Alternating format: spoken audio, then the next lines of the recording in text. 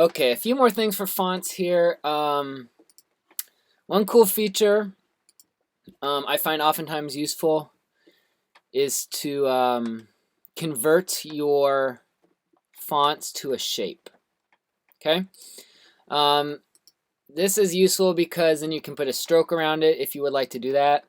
You can also just move it around and resize it a little bit easier. So kind of once I have a font figured out or a block of text figured out that I know I have the exact font I want, I'll convert that to a convert it to a shape. So all you have to do is select your whatever your text is. So this is still a text I can manipulate and type with and change the size of. Oops, big bang. All right. So let's say I want to convert this to a shape. So all you do is select whatever block of text you want to convert. Go to Type, Create Outlines. Type, Create Outlines. Okay, so now this is a shape. This is going to be just like any other shape here in Illustrator. You can resize it that way. Oops, cancel.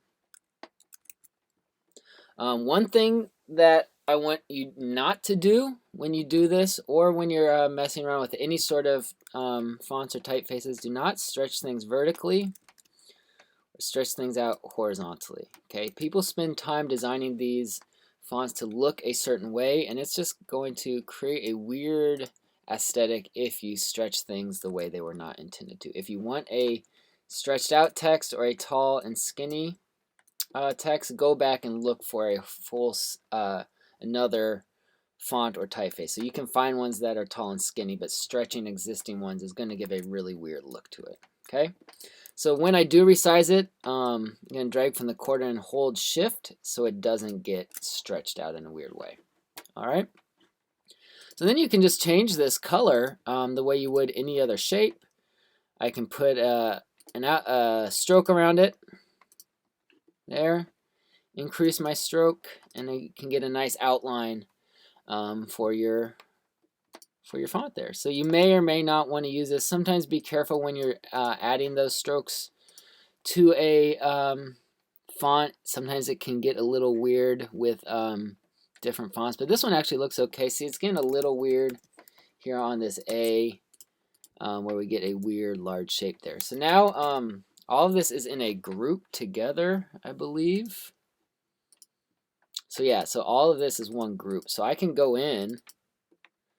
So I just double clicked on that group, and that takes me into isolation mode. So layer 1, group 1, and I can double click that individual letter here and move those around if you would ever want to do that. So just so you know, they are all in a group together. So if you ever need to manipulate those individual letters, you can go into isolation mode by double clicking on that, double click on a letter and move that around. I can then, just change the color of, actually let's move it. Then I can, like, let's just say I wanted to change the color of one of those, I could do that. And then get back out of isolation mode there. Okay, so that's converting fonts to shapes. Another thing that's kind of cool to do is you can tell your font to go along a stroke. So I know some people might be dealing with some putting fonts along curves. So if I just create a stroke about like that, I don't need a fill in there. So if I want my font or my text to go along the smooth curve, then I just switch to my text tool here. Where's my text tool? There it is. And if I hold it along this path that I've just created, you see it changes from the normal icon and then where it says path. So I can click right there and you can type along a certain path. So you can type here and have it follow that curve. Okay? So that can be a good way if anyone's working with curves or you want your font to go along a weird line or path. Again, if you are doing things like this, just be careful that you don't lose any sort of readability with the when you make things go in at weird angles and things like that.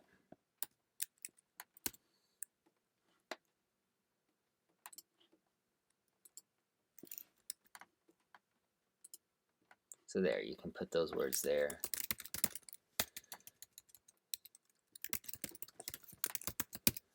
Okay, so then I could go in, change any sort of fonts, change those sizes. I'm going to have it follow along that path there. Okay, I think that's almost everything. Oh, one more notes on just adjusting the justification of those fonts. So that is done under this paragraph button. So this can choose, let you select if it's centered, if it's aligned to the left, if it's aligned on the right there. Okay. So all of these are just different ways to manipulate that. And that's under paragraph here, or this paragraph button here, or under window type paragraph.